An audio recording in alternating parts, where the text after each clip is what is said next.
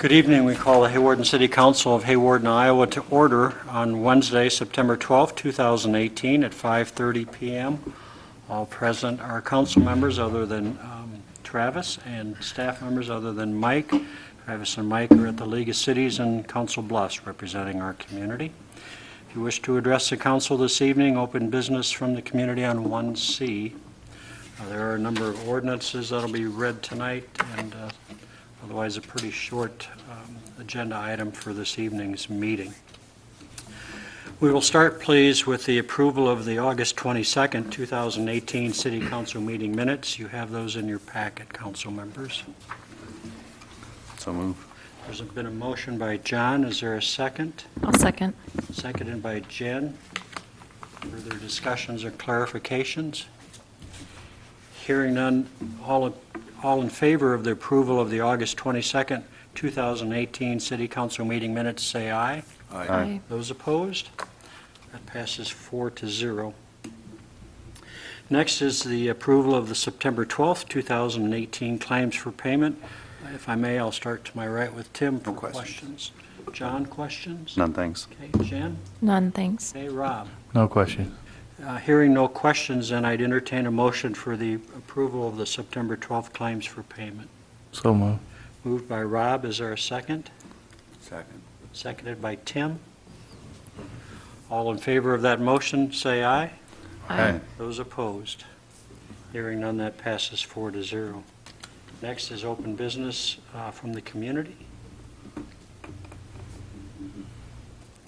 Hearing none, we will move on to the mayor's report, please. First of all, council members, you have from you at your place this evening, Mike has placed a survey that we would like to have that filled out, a goal-setting survey, questionnaire. This will be in regards to the City of Hawarden's visioning session, which will be held Tuesday, October the 23rd. So if you would please take some time to fill that out and get that back to Mike. And also he makes a notation about the Northwest Iowa Development Partner meeting on September 19th. Lieutenant Governor Adam Gregg will be the keynote speaker at that. So there's opportunity to attend that if you wish. I believe that's in Sheldon. Also, we want to thank all of those that volunteered for the many activities with the Big Sioux River Days this past Labor Day weekend. We want to thank those individuals and businesses that contributed financially to make the weekend very successful. It was a wonderful weekend for our citizens and our guests. Some of you may know that Mike DeBrien's father's wife, Betty DeBrien, passed away. We have received a thank you from that family, from John and his family there. Her funeral service was held in Rock Valley 2 weeks ago, I believe. So our sympathies to their family, and we thank them for thinking of us for we sent them a plant, I believe. We will having that community planning session, as I mentioned, on Tuesday, October the 23rd from 6 to 9 p.m. It's my hope that we will have a great turnout from the members of Hawarden. Now is the time to start thinking about upcoming projects and enhancements that we'd like to see in our town. Please start making a list and plan on attending the planning session. I feel this is a very important meeting for Hawarden. The city staff, myself, and all of the members of the city council want and need to know the hopes and dreams for the future projects for our great community. This is a wonderful opportunity to come together to think, discuss, and decide about projects that will impact Hawarden.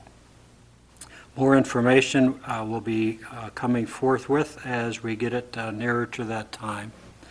As Coretta Scott King was quoted saying, "The greatness of a community is most accurately measured by the compassionate actions of its members." So I think we need to attend and give input and put together some plans for the future of our town. Also, please continue to support our youth at school activities. It is very important that they feel supported by their family, their friends, and their neighbors. Also remember to attend the many activities that are offered at our Hawarden Community Library. There's activities there for both the young and the old. We're in the last month of Tom Kane's time with us prior to his and Elaine's moving. Please thank them for their great work and dedicated service to Hawarden. There will be an open house on September 27th so that you can greet them personally, and we will be talking more about Tom at our next city council meeting. So hang on with that one, Tom. He and Travis Waterman have been working together to ensure a smooth transition for Travis to fill the position of Public Works Director. And lastly, on my mayor's report, the Hawarden Regional Healthcare Picnic is tomorrow evening, September the 13th at the City Park. So all of those that can, that's a good way to support that organization also. We'll have staff reports. We'll start with Travis, please. Mueller Pallet was in town this week. They're cleaning up our tree pile, chipping the wood up and cleaning it up. And a reminder that citywide cleanup is September 28, 29, and 30th. It's a great opportunity to clean up around the house and get rid of some unwanted items.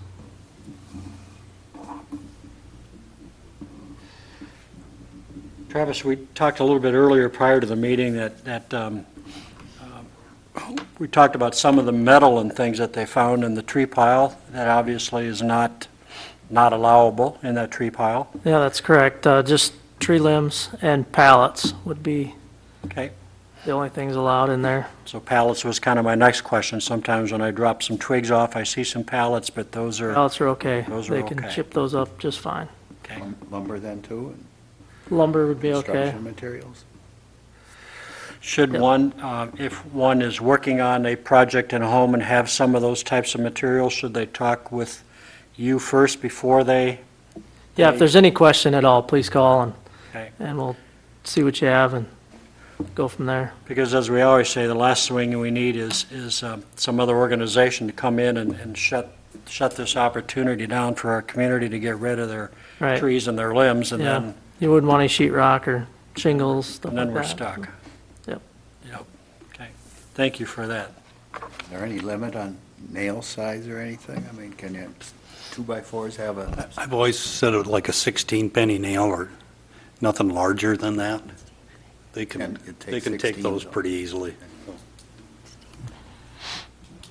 That's a pretty wicked machine when you start looking at it. I mean, We've noticed that swing sets don't work real well, and we have had a few in there. So, good. Thanks, Travis. How about Corey this evening?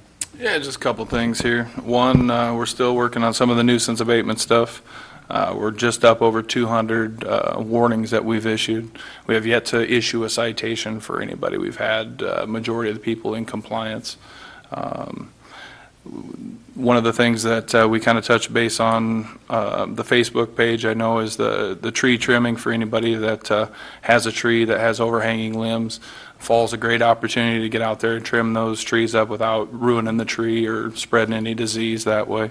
The ordinance states that from the surface of the street, you can't have an overhanging limb that's less than 15 foot from the surface. And as far as sidewalks, that minimum height is 8 foot.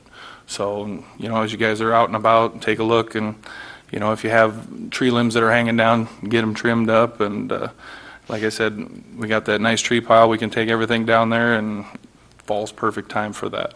The other thing that was brought to our attention, we have some residents that live over by the tree pile that have noticed on the weekends people just throw a log chain around a tree and drag it down and ruin our seal coat, and, you know, they drag it across the highway. Excuse me. And that is not legal. It is not a good way to do that. I mean, we put a lot of money in the seal coat and trying to keep everything nice and good road surfaces, and I've seen it and had to stop one person on it as well. So please just take the extra time to cut it up and throw it in your trailer or your truck so we're not ruining our streets. Finally, I'm seeking approval from the City Council. Right now, we have one of our officers that is not working. We are basically out with him for possibly another 6 months. We have another officer that's looking at retiring here in the somewhat near future. So my suggestion would be to try to find a full-time replacement now and try to get them, if somebody that's not already certified, we'd have to get them the training and get them down to the academy and hopefully certified by the time that other officer would retire. And he would end up he or she would end up filling that position for us and have a good grasp on everything, come back and be ready to work. So I would ask the council that, for approval to at least ask and start, sending out some flyers and stuff and looking around to get a application process started. I'll refer to Jim. Anything we need to do with that? I guess you've talked with Mike about it. Yeah, Mike and I sat down and came up with, the idea and thought we'd pitch it to you guys. And So right now, you're just wanting to start the process of getting applications. we want to start the process, get applications and find a potential candidate. And Seems to make sense. It's not for me to decide, it's for you guys. Council? Go for it. Yeah. yeah, that's what I say. I'm in favor of that. Okay, thank you. And Corey, from your report, thanks to your department for doing all of the work with issuing the warnings, and thank you for the, obviously, the citizens for coming up with compliance and both entities working together, so we don't have to. Yeah, it's actually we don't gone. have to clash. We can just work together and Yep. get these things completed as we need to. It's gone real smooth. Good, thank you so much. Mr. Pickner, anything? Nope. Okay, I'll bypass Tom because he has nothing to say, so we'll go. Till next meeting, and we hope you have something to say. Pam? Just finished up the street finance report that's due September 30th, that's in your packets, and a customer contribution report, basically for heating assistance to needy people that people donate to the city, and then we pay out to the people that need it. And that report is also due on the 30th, but we got that all sent off already too, so one thing after another. Thank you.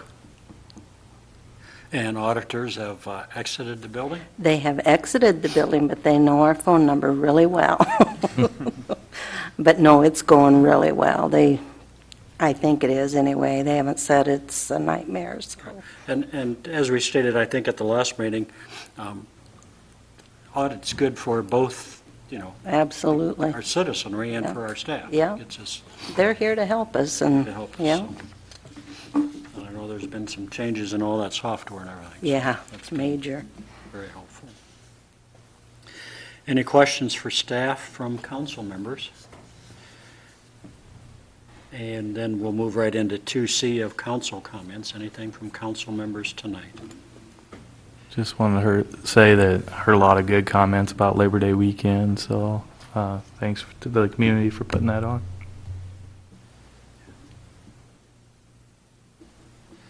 It takes a lot of volunteering when you go to the tractor pedal pull or the Calliope Village for all of, making popcorn and handing out the sodas, and the candy store and the parade, and Kathy Keltz being the youth parade person for the last 40 years or what have you. It's really good stuff. We'll move on then to other agenda items. Number 3 is the resolution 2018-28. This again then would be approving the fiscal year 2018 City of Hawarden Street Finance Report.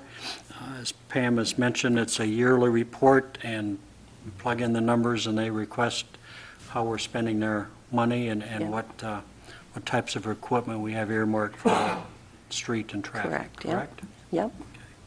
Yep. Does anyone have questions of Pam in regards to this report?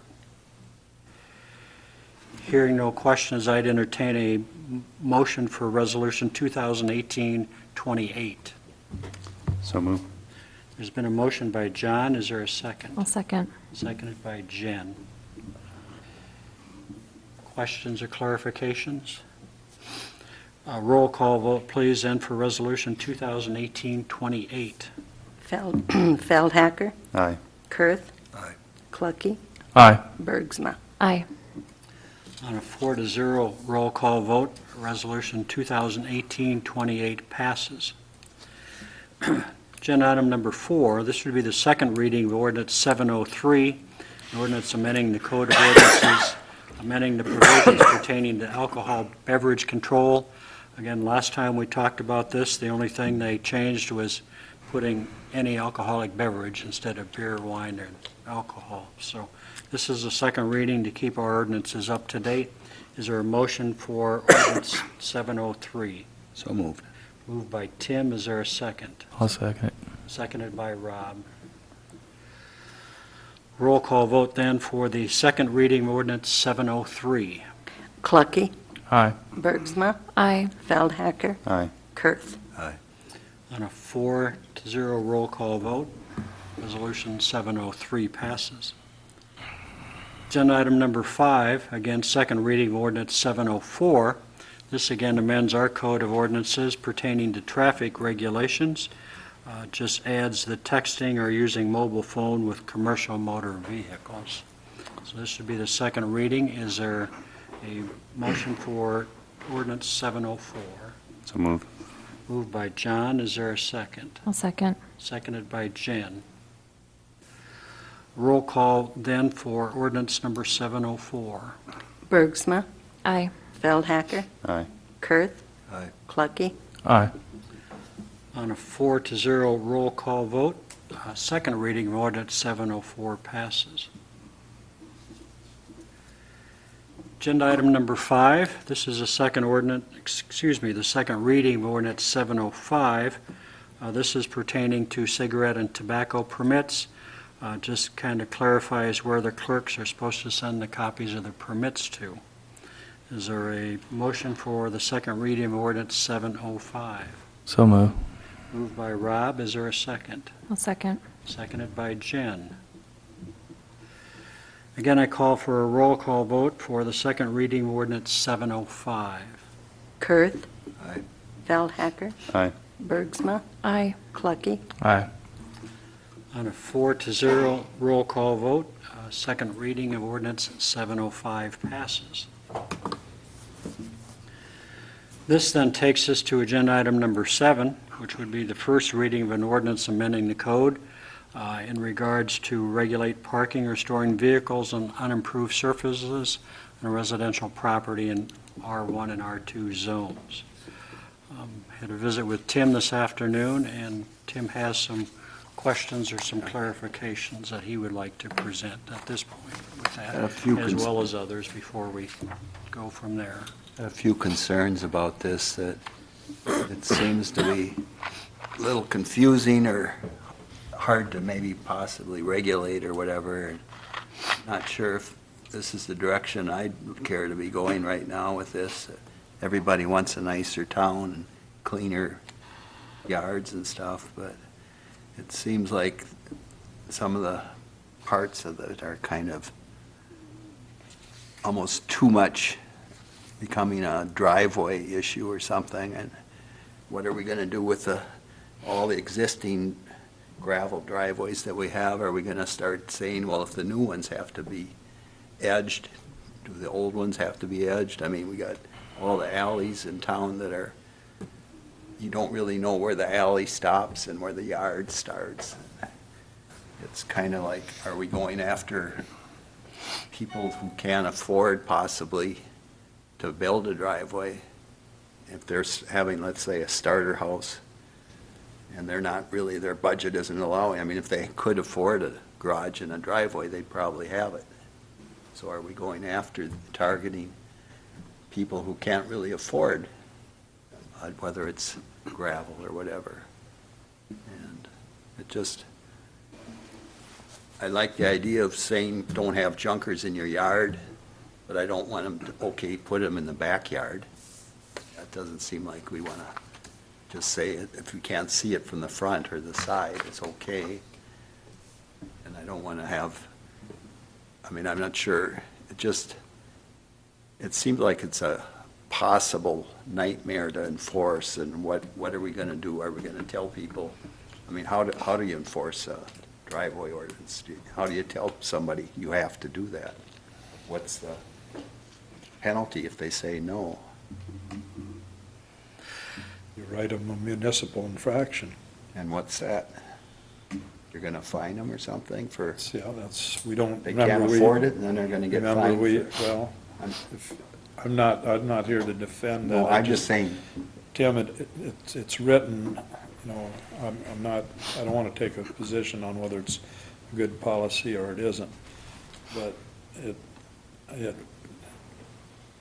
I could write something that said that if you can prove you can't afford it, that's a affirmative defense to it.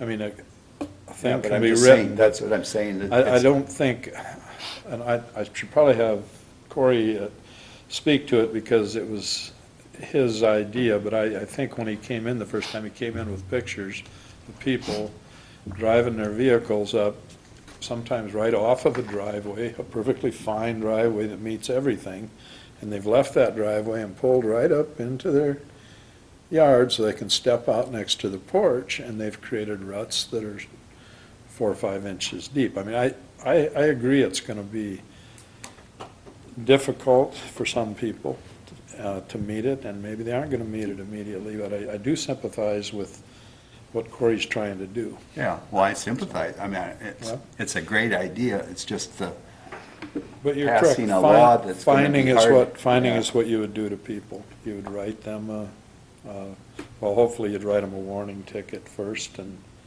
yeah, but I'm Try to just saying, provide them we're with raising our sewer, you know, I'm not arguing with you necessarily. I'm just saying. I don't really, I try to avoid getting Yeah. into but the policy It seems part of like a things. bad time to be telling people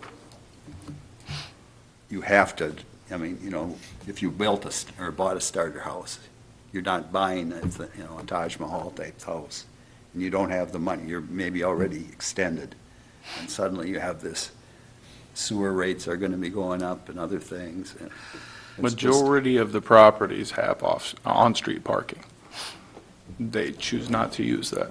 We spend a lot of money in the infrastructure to put curbing and the widening of the road so they have a place to park. They're just choosing not to. So ultimately, if someone cannot afford to do that right away, you know, they do have the option of parking on the street. This has been talked about for, you know, the last, you know, few council meetings, and I have yet to have anyone approach me, and we've asked that somebody that medically necessarily needs to have, you know, the parking in the front yard, or we haven't had a single person approach us for that.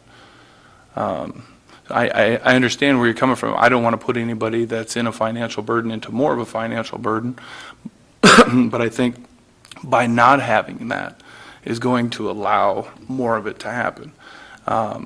You know, just the other day, I saw a fifth-wheel camper parked in the front yard. They could have parked it anywhere else. I mean, at what point do we, you know, just allow it for everybody? And Well, now, that's kind of my question, whether passing a law is necessary or not. I mean, I'm not sure. If we said no junkers, I'm all for that. If we say something like, let's tell people to build sidewalks because it's safe, I'm all for that. But just to say, okay, we got to do this kind of a driveway now, and it's got to have edging and stuff, and all these old driveways, you know, there's dozens in town that don't have any edging. and, you know, I guess my opinion of that, they're grandfathered in. I mean, this ordinance hasn't even been, you know, put into place. Obviously, we want the best But type what of about the guy structure we who can have. bought a house that it's pretty hard ground or whatever, and people have been parking there for 50 years? And then when it Got rains, to do a driveway? and then when it They don't Park rains, in the driveway right, when it rains? you know, I mean, They're not doing anything, and they wait till it dries out, and then they park again? Is Sure. that bad? I mean, it's open to interpretation. I guess, you know, if you have a neighbor that has a vehicle that's been sitting in the front yard for the last 8 months, well, that's what I'm And- saying, make a rule about parking junkers or parking vehicles that they aren't moving. but or it's using. properly registered, all the tires are inflated, it runs, they just choose to leave it there. I think it's harder to enforce those type of, you know, specificities as it would be to use this as a deterrent to deter people from doing it. Whether or not it's, you know, hard to enforce, I guess, we would tackle that when that came about. I'm saying it sounds like it's gonna be hard to enforce. That's just. General property maintenance is hard to enforce. We have in our codes, 10 inches, so, I mean, and we have some citizens that go out there and measure their neighbor's grass to let us know that, folks, those are at 10 inches. I mean. True. And we want, as we stated in the very first, we're trying to improve the residential neighborhoods, but other thoughts from council? I have one. Okay. I do agree with you, Tim. I just by thinking of it, you said that there's maybe just a handful of people, and I'm wondering, it's like those people who have been parking and have been parking on the side of their house, and it is nice. They keep everything up underneath. They don't allow the weeds to grow or anything. It's those people that, you say are grandfathered in, but then how do we know? It almost feels like it's going to create problems to fix, that we'll be responsible for fixing. And, and if it was maybe, just front yards, and not the side, and not that, just that main front yard or something, maybe a little bit easier, and still allow people to go on the side of their house if they don't have the on-street parking. Right. The side of the house was just for the corner lots. I mean, there's plenty of people that, park behind the face of their house on the side, or they have a trailer or anything like that. To be honest, I want to do everything to clean this place up. This was something that I've had over 10 different people come and approach me about, that they're tired So of. it is coming from the residents? Yeah, this isn't something that I just developed myself. This is coming from the people that live here, that pay taxes here, that are fed. I know one specific one. I hear about it every single day. And, it's, how do you prevent that from happening? Our residents should have the right to walk outside and enjoy what they see, and, they come to me and I don't have answers for them. This, like I said, this is nothing new. I would guarantee almost every other city around us that's the same size and population has an ordinance on this. We just do not. Jen, as you kind of mentioned, probably obviously doesn't affect a lot of people, but either does, unfortunately, property maintenance. And look how, we just cited, we've had, for not the whole community, obviously, not everybody's Right. getting It's not property everybody, maintenance issues, yeah. but we're getting a lot of issues with, a number of folks, but.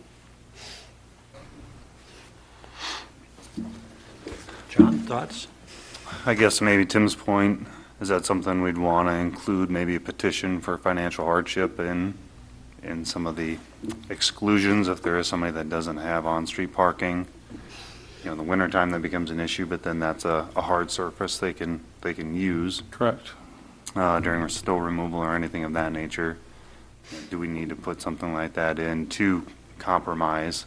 Essentially, I know that's the biggest input I've had is, what if I can't afford it, but I still want to comply? That's maybe a way We to. should take that edging out too, though. That's.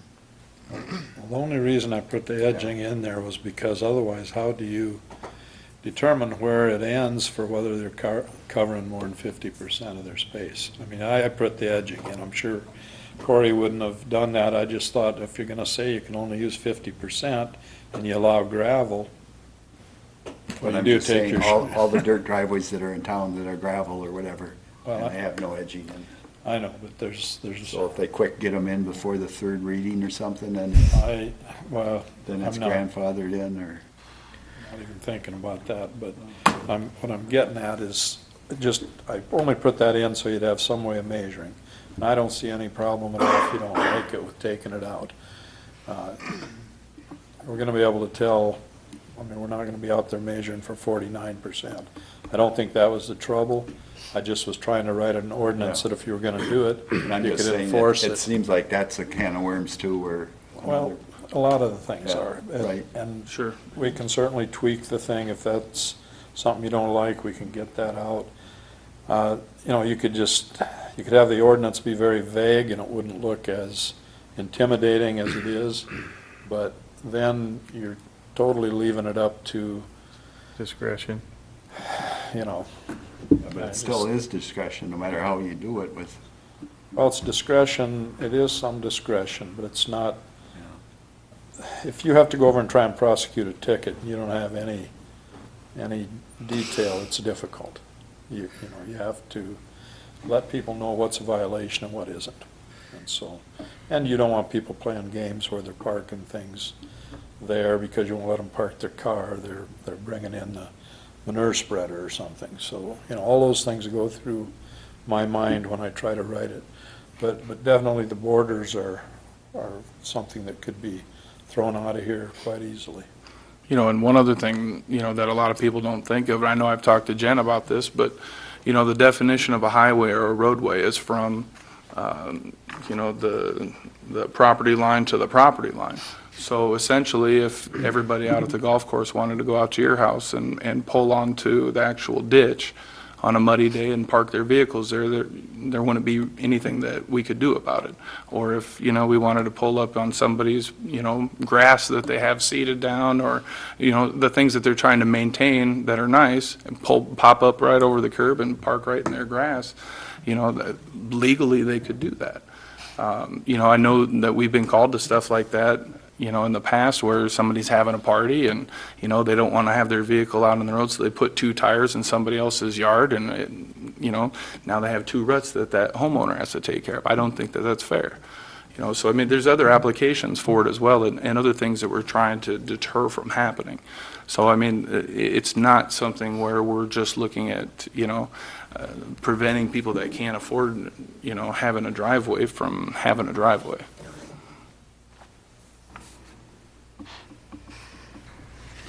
I think earlier in your report, when we talked about property maintenance, we've had warnings, but we've never had citations, so we're working with Right, citizenry not a single to- citation, to regardless. work with I know that Facebook's regard, been so- kind of brutal lately, but, you know, there has not been a single citation issued for any city ordinance.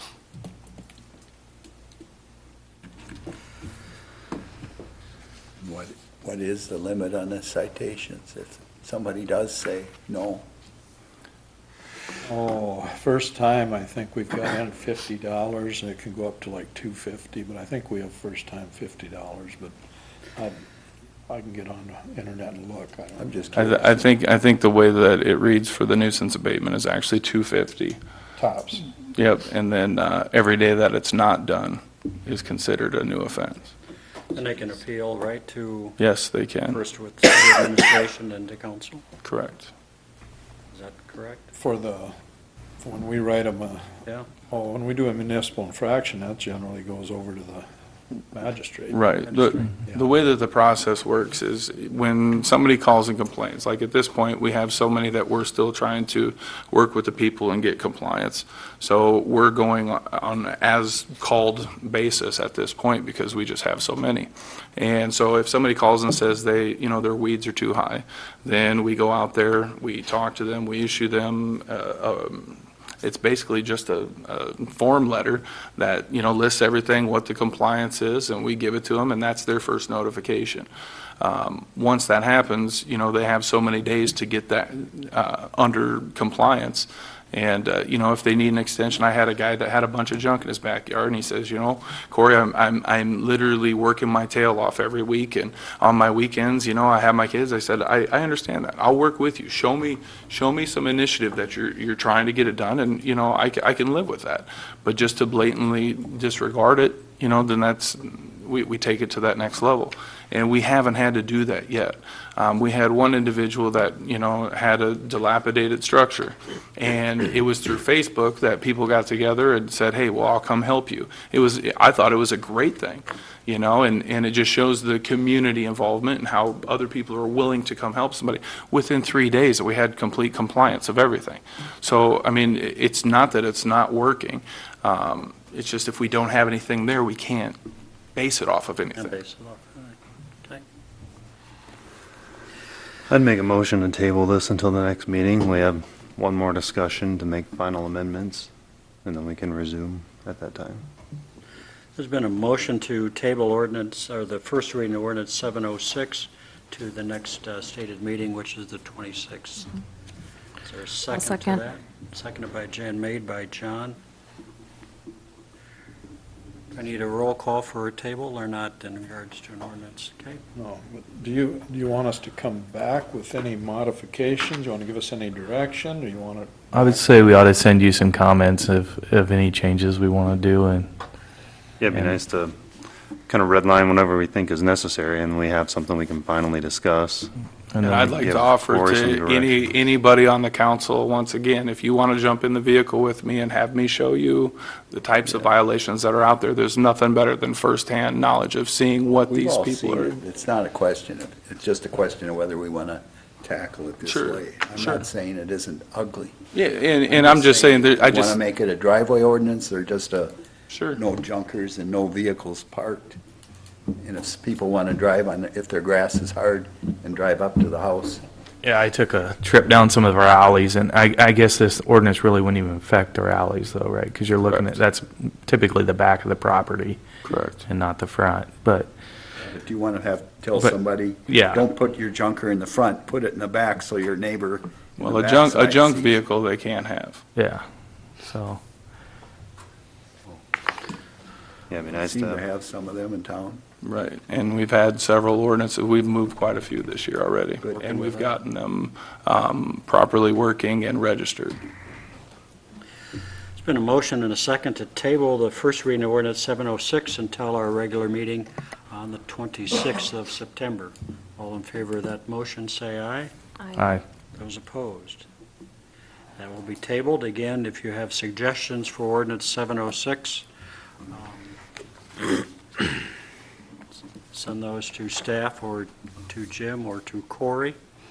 And again, if you have not had an opportunity to see where we're, see where we're hoping to get things cleaned up a little bit, you can sure ride with Cory. Thanks for your work and thanks for your comments with that regard. Last agenda item is a consent agenda for a request from the Sportsman's Lanes to Hawarden Community Center for September 29th, 2018. Must be a wedding or something. It is, yep. so move. Moved by John, is there a second? Second. Seconded by Tim. All in favor of the consent agenda, say aye. Aye. Those opposed? That passes 4-0. As you know, our next regular stated meeting will be September the 26th on a Wednesday. It'll be Tom Kane's opportunity to address the council and staff and the community. We'll ask him to limit his comments to 32 minutes. If he would, at that time. I would surmise he might. Then also, please remember to fill out your questionnaire and get that into Mike Ryan. We have no other agenda items. I'd entertain a motion to adjourn. So move.